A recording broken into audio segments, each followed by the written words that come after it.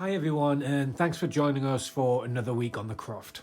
This is going to be a look at a fairly normal week for us and some of the jobs that we get up to in late autumn.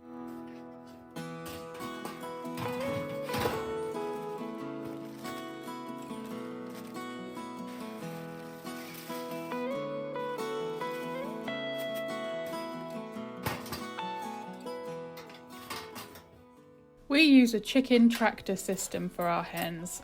This means they have an enclosed run which keeps them safe from predators, and we move it every day onto fresh ground. We built an extension for the run to give them some more space, and we also let them out to explore when we can be there to keep them safe. We'll talk a bit more about the benefits of a chicken tractor later in the video. The Buff Orpingtons, that's the big orange ones, are definitely at the bottom end of the pecking order because they're more recent additions to the flock. But don't worry, there'll still be plenty left for them when it's their turn. Why don't you share, huh?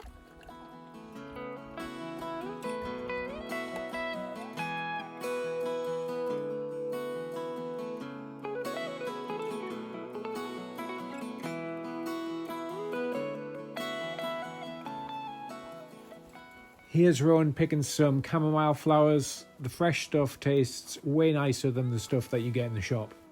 This is Beryl, one of our two cats. She likes to follow me around the garden and be involved in what I'm doing, so you'll probably be seeing a lot more of her.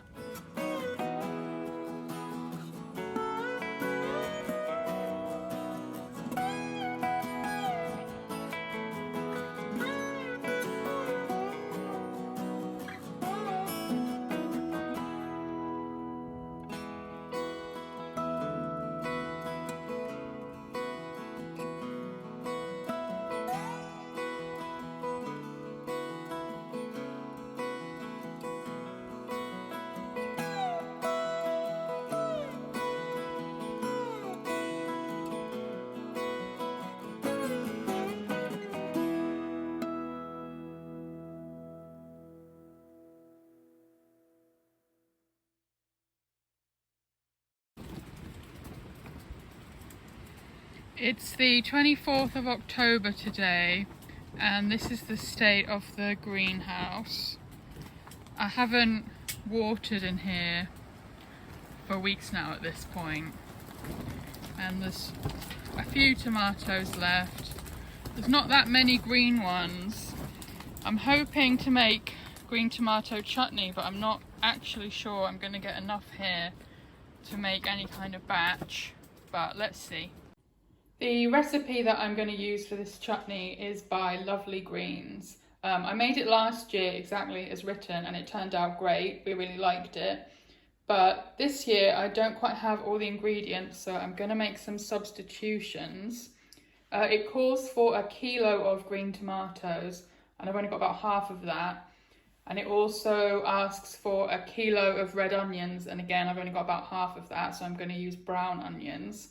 I think I'm going to use these couple of beetroots that I want to use up and these apples to make up for the green tomato. I think it might add a bit of sweetness that will be lost from not using the red onions, but it's just kind of an experiment really, so let's see how it goes.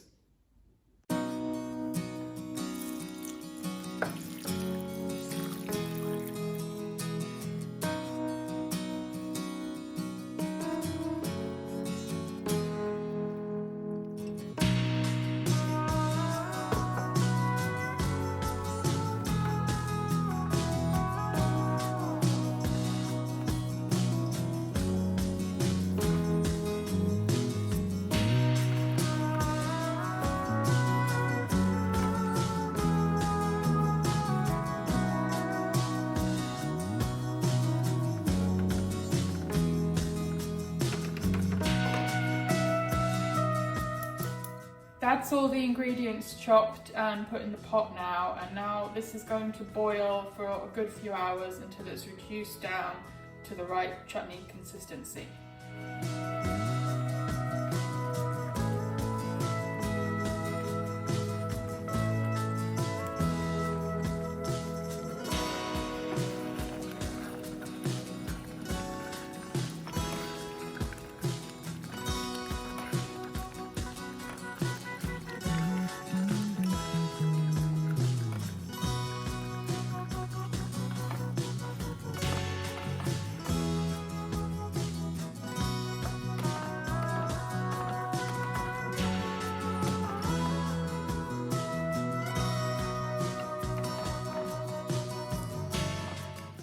Once the chutney had thickened right down, I spooned it into sterilised jars.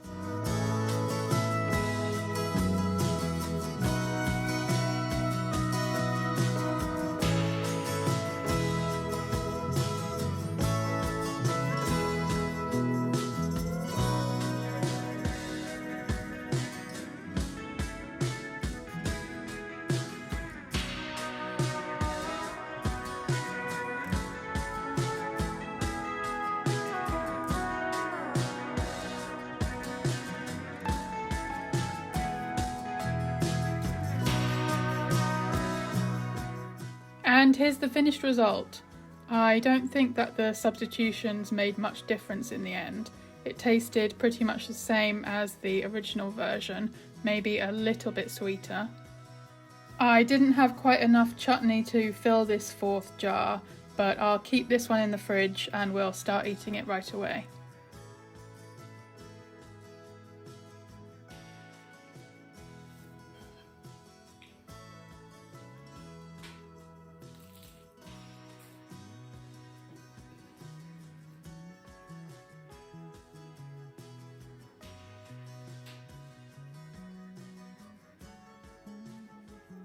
Very nice.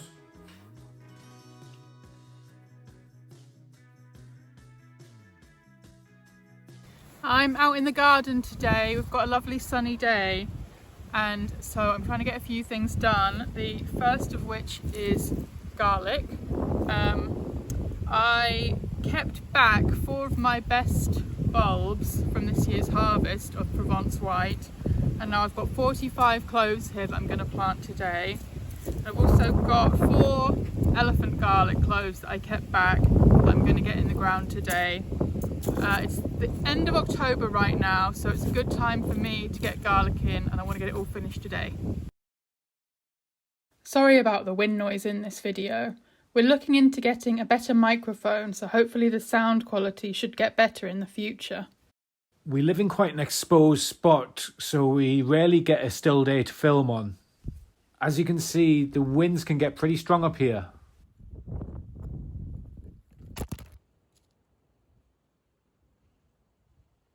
Before I could plant the garlic, I needed to finish harvesting the carrots out of this bed.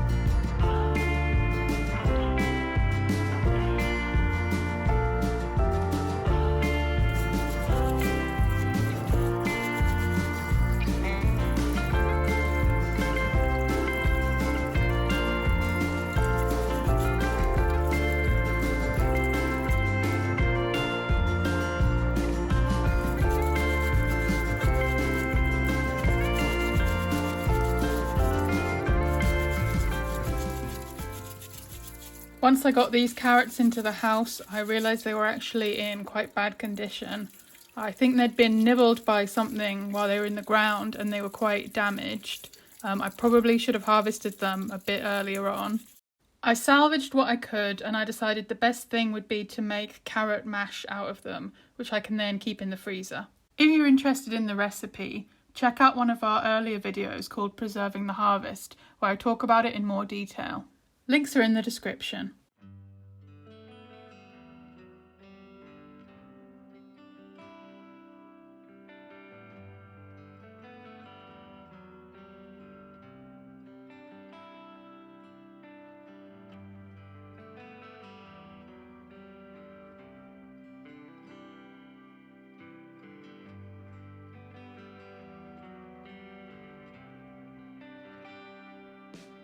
Luckily, we live quite close to the coast, so often on a weekend we'll have a drive out and have a walk on the beach.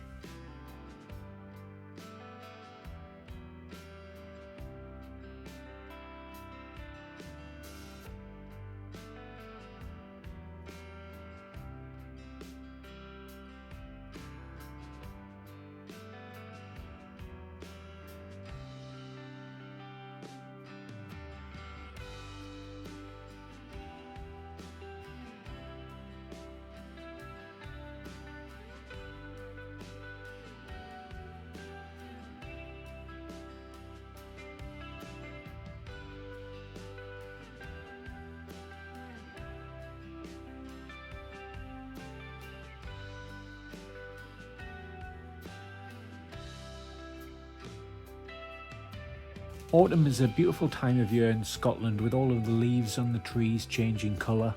Unfortunately, this is lost on me as I am colourblind and struggle with red and brown. Rowan assures me that this beech tree in our garden is looking beautiful at the moment, apparently.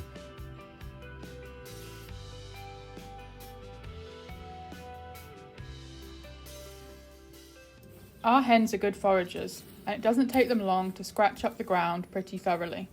After I've moved them, I'll often go and rake up this mixture of grass, leaves, moss, soil and chicken poo and add it to the compost bin.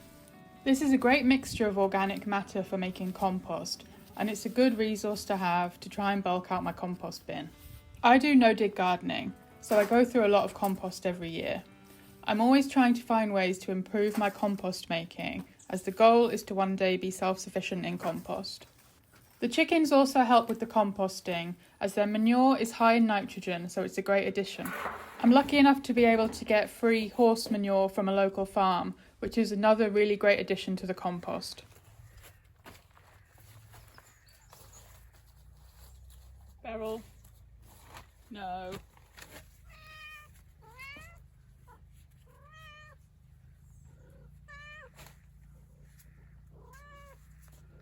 Come on.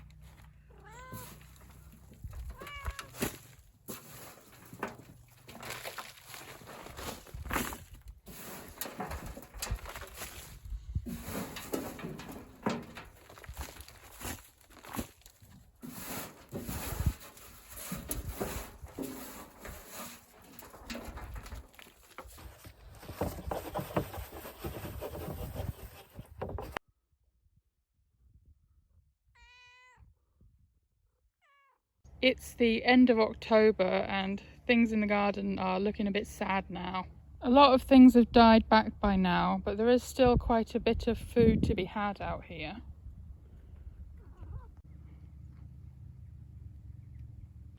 I haven't got anything in for dinner tonight, so I'm on a mission to see what I can find out here.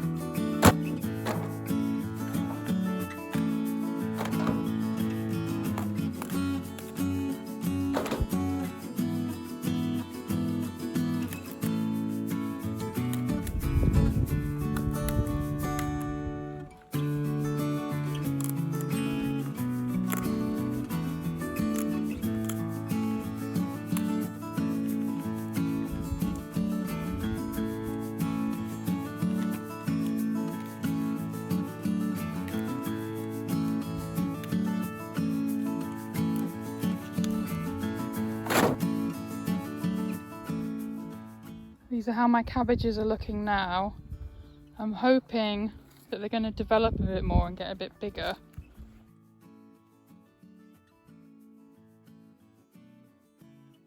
This is only my second year of having a vegetable garden. Before we moved here, we just had a little concrete yard and I grew tomatoes in pots. So I'm definitely still learning, and I'm sure a lot of you experienced gardeners watching will be seeing lots of mistakes I'm making, but that's part of the process. Some of my leeks are looking quite promising, which is good because I didn't really manage to grow any successful leeks last year.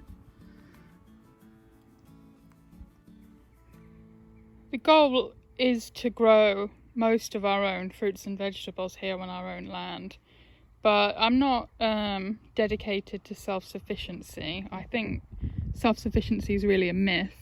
I do think that community sufficiency is probably a more realistic and worthwhile goal. We're really nowhere near growing all of our own food here, maybe in some crops like garlic and leafy greens, but in most other things there's still a long way to go. I'm still trying to figure out the right amount of seed to sow for each crop to end up with the right amount of harvest to feed the both of us for a year. And then between the weather and the pests, actually getting from seedling to harvest is a whole other matter. But having said that, I really enjoy the process of growing food. I find it really satisfying to grow something from a seed to being able to stock my cupboards and freezer with the harvest later in the year. I like knowing that our food was grown in a sustainable way, in a way that adds to the health of the soil rather than depleting it. I do think that homegrown food is probably more nutritious, even if that's just because it's fresher, and it definitely tastes a lot better. It's also great for our physical and mental health to get outside and work in the garden. We definitely don't do this to save money. For almost every crop we grow, it would have been cheaper just to buy it at the supermarket. But as I've said, there are many good reasons and benefits to growing your own, which make it worthwhile for us.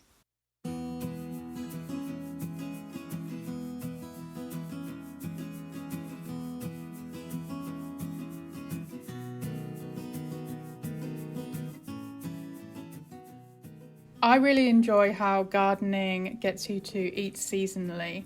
It's great to just go out into the garden, see what's ready, and let that determine what you're going to have for dinner that day. I keep thinking we've had the last of the broccoli shoots, and then the plants always surprise me. This was a pretty decent day's harvest, and it definitely made a delicious meal for us. We hope you've enjoyed seeing some of what we got up to this week. This was a pretty normal and uneventful week for us, but a few people have commented that they like the calm pace of our videos, so hopefully you like this one. Thank you so much to all the new subscribers who've joined us in the past few weeks. We really appreciate it, and we'll see you again soon.